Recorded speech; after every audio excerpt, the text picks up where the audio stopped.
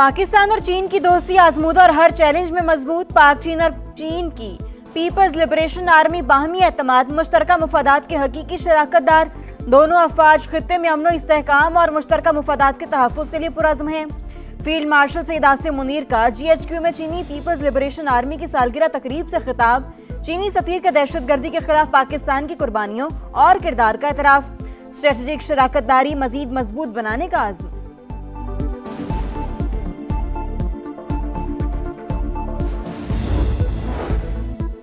Badakhshan में Taliban regime मुखालिफ मज़ाहमत में तेजी। मज़ाहमती ग्रुप्स ने नए हमलों की जिम्मेदारी कबूल कर ली। रेडियो फ्री यूरोप के मुताबिक शिमाली अफगानिस्तान तालिबान रजीम के लिए सिक्योरिटी चैलेंज बन चुका। यफ्तल, ज़ैबक, अर्गो, किशम में तालिबान के ठिकानों को निशाना बनाया गया।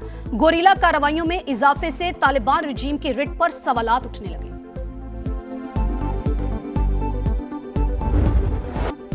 मशरिक़ वस्ता में जंग की आग मजीद भड़कने लगी। अमरीकी सदर का ईरान पर ताज़ा हमलों का हुक्म। अमरीकी अखबार का दावा।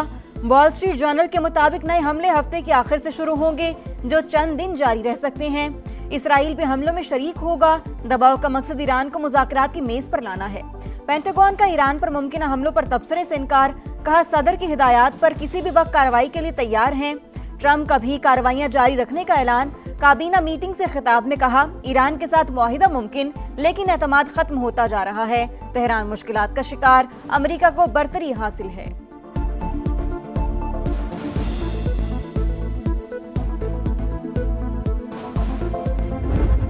ईरान का मुमकिना अमरीकी हमलों का भरपूर जवाब देने का ऐलान। खातिमुल अनबिया ब्रिगेड के आला commander major general Ali Abdullahi का कहना है, जारहियत करके भागने का दौर खत्म हो चुका। ईरानी फौज के पास सलाहियत, इरादा और मंसूबा तैयार। हमला हुआ तो अरब ममालिक और इसराइल में तवानाई ढांचे को निशाना बनाया जाएगा। खित्ते और इसराइल में अमरीकी अहदाफ हमारे मिसाइलों की रेंज में हैं। ईरानी सुप्रीम लीडर के मुशीर मोहसिन रजाई का कहना है, आबना हुर्मुज़ में अमरीका का कोई किरदार नहीं। आबी गुजरगाह का मामला खित्ते के मुमालिका है। स्पीकर मोहम्मद बाकिर कालिबाफ बोले, अमेरिका के खिलाफ जंग में ईरान कामयाब हुआ। कामयाबी को दस्तावेजी शक्ल देना हमारी जिम्मेदारी है।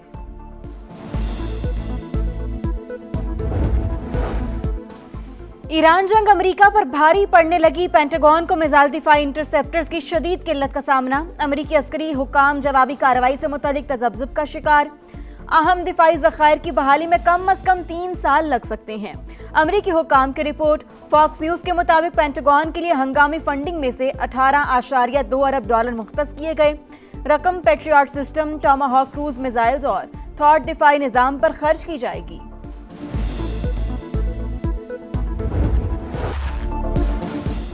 ईरान के खिलाफ अमेरिका और इसराइल के जंग में शामिल नहीं होंगे। बरतानिया की तेहरान को यकीन दहानी। ईरानी और बरतानवी वज़रा का राबता। खित्ते की कशीदा सूरत हाल पर बातचीत।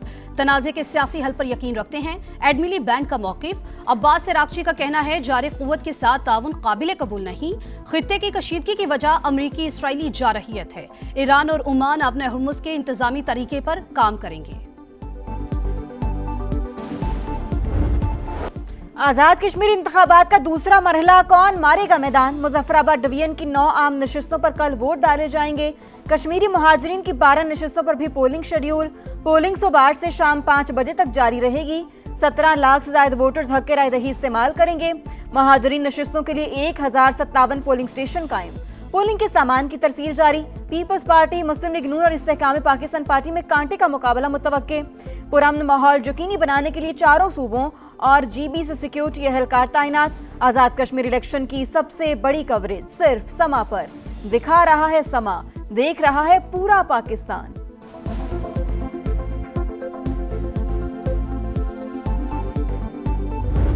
All desire good governance, and if that good governance requires an administrative reset, then let that be happen. ये सारे मसले हल नहीं हो रहे हैं, तो that means कि good governance के लिए कुछ करना पड़ेगा. But it has to be done through the constitutional method, through the legal method, and through the political representatives, but surely as per the will of the people of Pakistan. जो वज़ीर दाखिला साहब की स्टेटमेंट है, बिल्कुल उनका ये personal opinion है।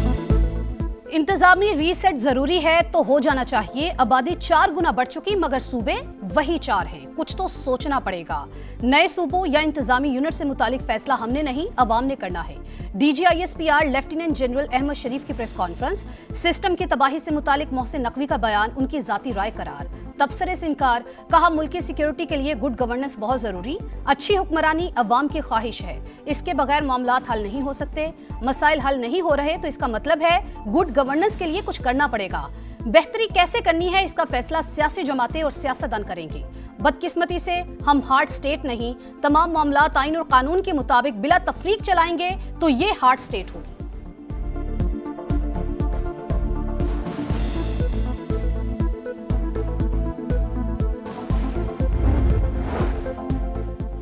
नून लीग हमेशा धांधली से इक्तदार में आई। 2024 में नवाज शरीफ, शहबाज शरीफ, मरियम नवाज अपने सीट पर हारे। ये मांगे तांगे की हुकूमत में बैठे हैं हम नहीं। पीपल्स पार्टी रहनुमा सईद गनी की गरज बरस, कहा सूबे बनाने का इख्तियार पीपल्स पार्टी का है ना नून लीग का। नए सूबे बनाने का तरीकाकार आइन में मौजूद है। पंजाब के वज़रा एक दायरे में बंद, उन्हें सिंध के मुतालिक कुछ नहीं पता। आप कराची आए, हम बताएंगे शोबा सेहत में क्या कुछ नहीं किया। कराची पोर्ट की खराबी का सवाल विफाक से किया जाए। मुल्क में नए इंतजामी यूनिट्स बनाना हमारी ख्वाहिश नहीं, पाकिस्तान चलाने के लिए मजबूरी है। वफाकी वजीर सेहत मुस्तफा कमाल का कराची में तकरीब से खिताब, कहा लोगों को दहलीज पर वसाइल नहीं मिल रहे, बद इंतजामी की वजह से लोग रियासत के खिलाफ खड़े हैं। पाकिस्तान में आबादी के लिहाज से नए सूबों का कयाम नागुज़ीर हो चुका।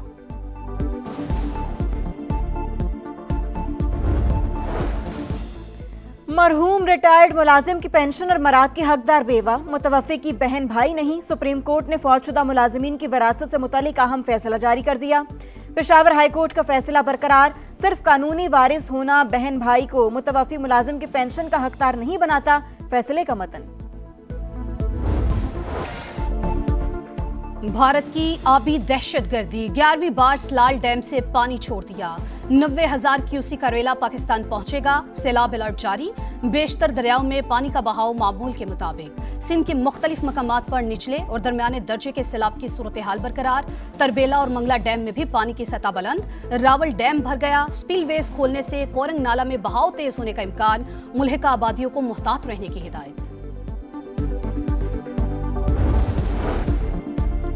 पाकिस्तान में मॉनसून बारिशों से फ्लैश और अर्बन फ्लडिंग का खतरा। नेशनल डिजास्टर मैनेजमेंट अथॉरिटी की शहरियों को वार्निंग। इस साल शदीद बारिशों का रुझान, क्लाउड बर्स्ट कम वक्त में ज्यादा नुकसान कर सकते हैं।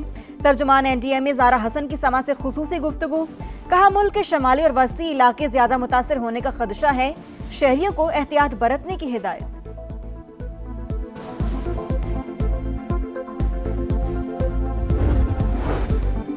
हुकूमत का महंगाई के बोझ तले दबे अवाम से फिर मजाक। पेट्रोल पूरे 12 पैसे सस्ता। हाई स्पीड डीजल के निर्ख में 66 पैसे कमी। पेट्रोलियम मसनूआत महंगी होने के खिलाफ जमात इस्लामी का 7 अगस्त को मुल्क गिर एहतजाज का ऐलान। हाफिज नईमुर रहमान का पेट्रोल की कीमत 225 रुपए फी लीटर मुकर्रर करने का मुतालबा।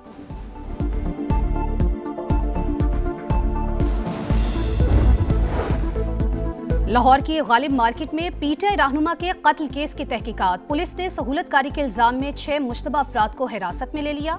वारदात में इस्तेमाल गाड़ी भी तहवील में ले ली। हुक्काम के मुताबिक शूटर्स को लाने वाली गाड़ी रेंट पर हासिल की गई थी।